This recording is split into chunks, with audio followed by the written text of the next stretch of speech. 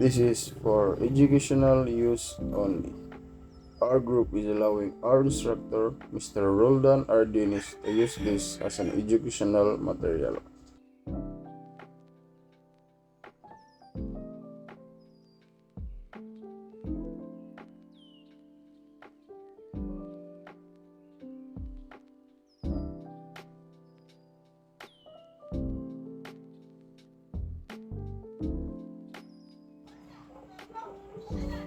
Good day, everyone. We are the Group 1, and our topic is Global Divides, the North and the South. I will start the presentation by the question: how did the global divide develop? The development of the global divide is a complex and multi-phased phenomenon shaped by historical, economic, political, and technological factors. Understanding this division requires an exploration of key historical events, economic structures, and geopolitical dynamics that have contributed to the disparities between developed and developing regions. One crucial aspect is the legacy of colonialism. During the age of European colonial expansion, powerful nations established empires exploiting resources and established trade networks that disproportionately benefited the colonizers. This historical exploitation laid the foundation for economic imbalances that persist today. Colonized nations were often left with weakened economies, fragile institutions, and social divisions that hindered their ability to thrive in a rapidly changing world. The unequal distribution of resources also played a significant role in the global divide. Natural resources, such as minerals and fertile land, are often concentrated in specific regions, leading to economic advances for those areas. Additionally, access to the technology and education become determinants of nations' ability to progress. Countries with the means to invest in education and technological infrastructure could position themselves at the forefront of economic development while others struggled to catch up. Geopolitical power dynamics further exacerbated these inequalities. The post-World War II era saw the emergence of superpowers whose influence extended globally. Cold War rivalries and alliances often shaped development aid and trade relationships, influencing the trajectories of many nations. The global divide became not only an economic issue but also a geopolitical one, with the political alignments determining access to the resources and opportunities. The advent of globalization in the late 20th century accelerated both economic growth and inequality. While some regions embraced the opportunities presented by increased interconnectedness, others found themselves marginalized in the global economy. The rise of multinational corporations and financial institutions further concentrated wealth in specific areas, widening the gap between prosperous and struggling nations. Technological advancements played a dual role in the development of the global divide. On one hand, innovation spurred economic growth in certain regions, creating new industries and opportunities.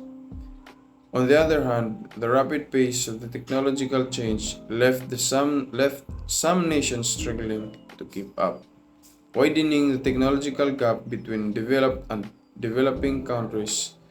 This digital divide has become a significant factor in determining the nation's ability to participate in modern economy. In the first century, discussions about the global divide often focus on issues such as trade policies, debt burdens, and access to healthcare and education. International efforts to address these disparities, such as United Nations Sustainable Development Goals, highlight the recognition of the interconnectedness of global challenges. In conclusion, the global divide has evolved over centuries, shaped by historical injustice, economic structures, geopolitical power dynamics, and technological advancements. Addressing this divide requires a comprehensive understanding of its roots and corrected efforts to promote equitable development on a global scale. While progress has been made, ongoing challenges underscore the need for continued international cooperation and sustainable solution. Good day everyone, I'm Kadit Peria. So we were discussing about why the global divides the North and the South. So the division of the world into North and South regions is complex phenomenon rooted in historic, economic, social, and political factors. The division is often referred to as the North-South divide and reflects these disparities in wealth, development, and power between countries and regions.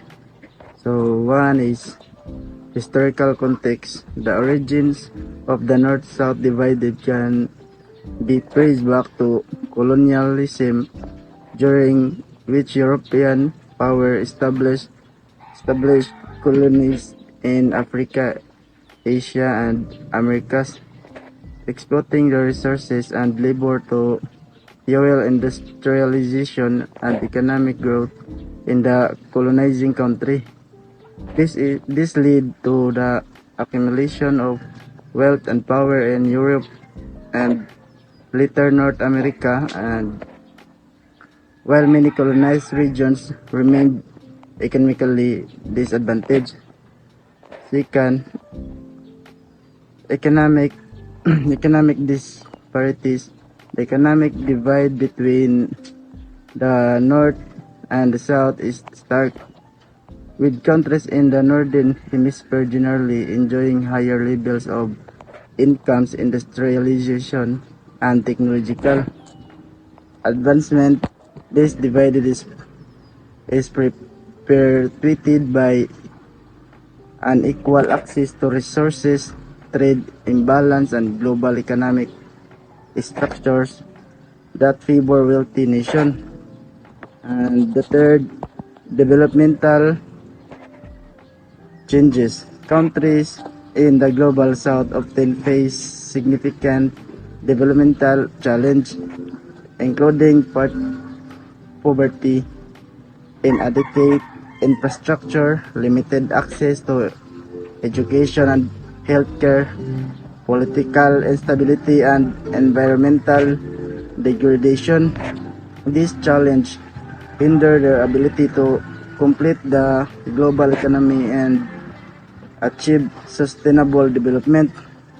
And fourth, political dynamics. The North-South divide also manifests in international politics, where powerful northern countries often dominate global institutions and decision-making process, while southern countries struggle to have their voice heard.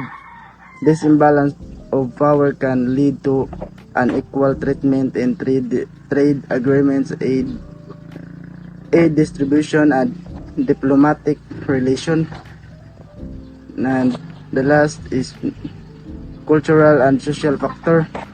Cultural differences and social norms also contribute to the North-South divide, influencing perception of development, governments, and human rights. These differences can create barriers to cooperation and understanding between countries and hinder effort to address global challenges such as poverty, inequality, and climate change. And in summary, the division of the world into north and south reflection deep seated inequalities and have historical roots and are perpetuated by economic, social, and political factors. Addressing this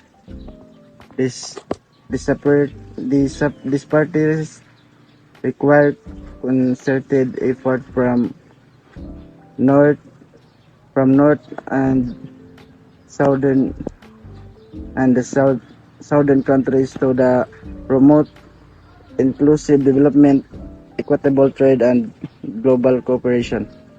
That's all. So, due to historical factors like colonization, unfair trade, and economic exploitation, there is a global divide between the North richer countries and the South least rich countries. Poor countries deal with debt, financial difficulties, and environmental issues. The North richer countries and the South poor ones are partly maintained by lax international laws and politics. The global division between the North and the South is complex and has roots in history, economics, politics, and society. It started with colonialism, where Europeans' power took advantage of the of and controlled southern territories, creating long-lasting inequalities. So, uh, economically, the North is more developed and industrialized, while the South faced challenges of the poverty and underdevelopment, power, and imbalance in global politics and institution. Also, a role in sustaining this division, forming intricate set of factors contributing to the ongoing North-South divided. So, poorer countries deal with debt, financial difficulties, and environmental issues. The North richer countries and the South's poorer ones are partly maintained by international laws and politics. So, global division between the North and the South is complex and has roots in history, economics, politics, with society. It and started with the colonialism, where Europeans power took advantage of controlled uh, southern territories, creating long-lasting inequalities. So, I'm Cadet Pino. My topic is what is the difference between the Third World and the Global South. So, the Third World originated during the Cold War era. It was used to categorize countries that were not aligned with either the Western capitalist bloc, also known as the First World, or the Eastern communist bloc, also known as the Second World. So, the Third World countries were typically those that had recently gained independency from the colonial rule and were often characterized by the lower levels of economic development, industrialization, and infrastructure compared to that first world. So, however, over time, the third world has acquired negative connotation and is often associated with poverty, underdevelopment, and dependency. Some argue that it reinforced a hierarchical view of the global developments. While the Global South emerged as a more political correct alternative to the Third World. It encompasses countries from Latin America, Africa, Asia, and the Middle East.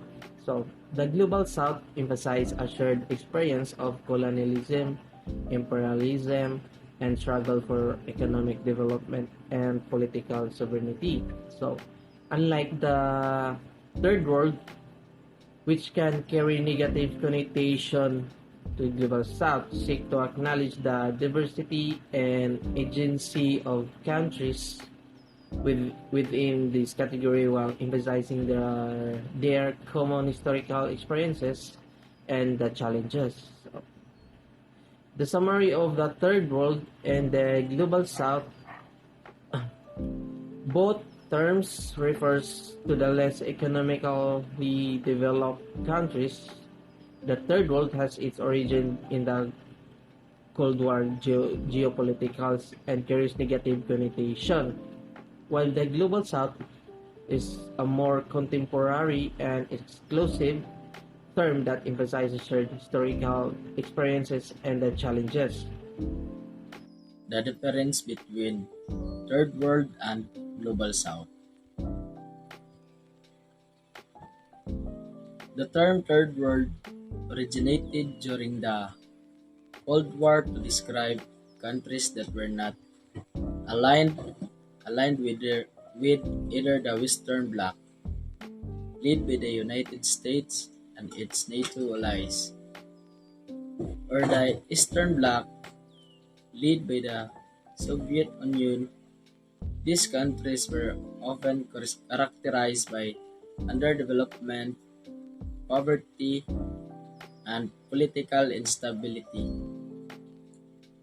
On the other hand, the term Global South emerged later and is more inclusive.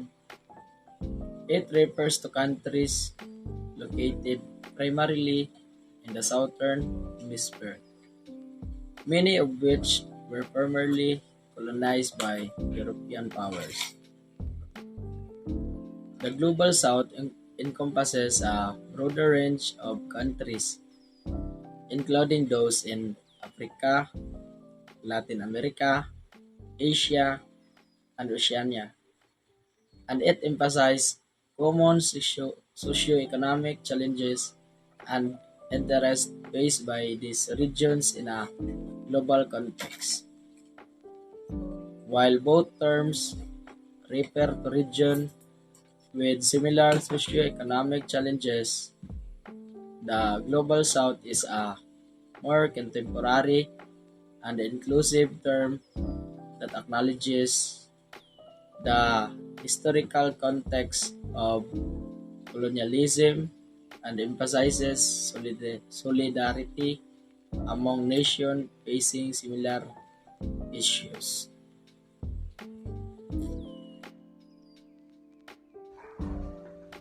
Good day everyone, especially to you, sir. My topic is Global South. The term of Global South typically refers to a grouping of countries located primarily in the southern hemisphere, especially those e- considered less economically developed compared to countries in the northern hemisphere, often referred to as the Global North. The concept of the Global South encompasses issue issues of economic development, political power, cultural diversity, and historical context. It's often used to highlight the disparities in wealth, resources, and opportunities between countries and regions. The Global South includes nations from regions such as Latin America, Africa, Asia, and Oceania. The term emerged in response to the perceived dominance and influence of industrialized nations of the global north in shaping global policies, economics, and cultures. Many scholars, policy markers, policymakers, and activists use the concept of the Global South to advocate for greater representation, equity, and cooperation in global affairs. It's also a framework for understanding and addressing common challenges faced by many nations in the southern hemisphere, such as poverty, inequality, and environmental degradation.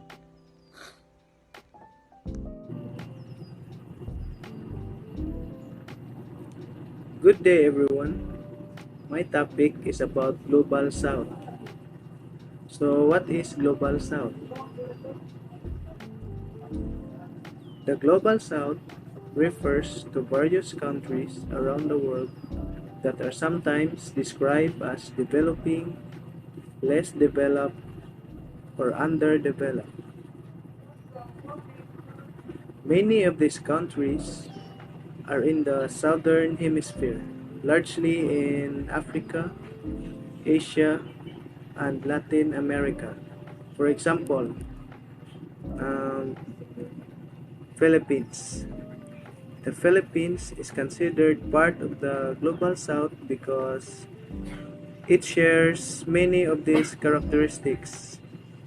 It is a developing country with high poverty rates and a significant informal sector, and it is heavily dependent on remittances from overseas workers and exports of raw materials.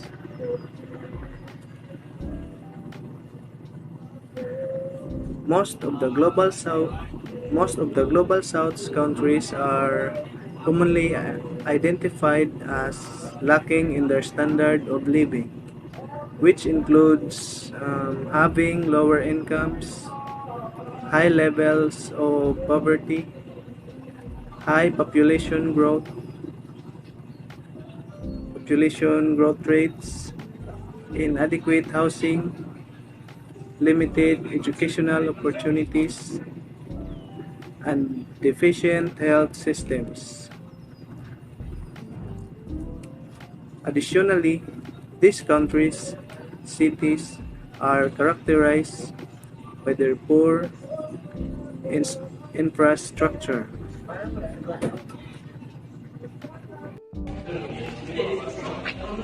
Difference of Global South from the Third World and how a new competition of globalization engage from experience of labor American countries. Experience offering potential for generalization from national cases. Difference while the Global North developed economics. The Global South comply the underdeveloped economy, emerge collaboration and on political. Third, Global South economic term limiting lower income countries. Hi, I am Jin Cadet Joshua Antonio Barrera, and my topic is about difference of Global South from the Third World and how a new concept of global relations emerged from the experiences of Latin American countries. In Latin America, the third antiquated term, Third World, has given way to the more appropriate term, Global South, signifying a change in perspective and encourage polite international discourse. This revised idea highlights the economic divide between the countries of Latin America and more affluent global north. Latin American nations oppose historical economic exploitation and promote fair commerce initiatives from regional integration, demonstrate cooperation in tackling common issues, indicating a shift from Cold War divisions, a dedication to a fair presentation and a break from past. Power disparities is shown through diplomatic efforts and active involvement in multilateral institutions. This changing strategy represents a sophisticated view of international relations based on global and group effort.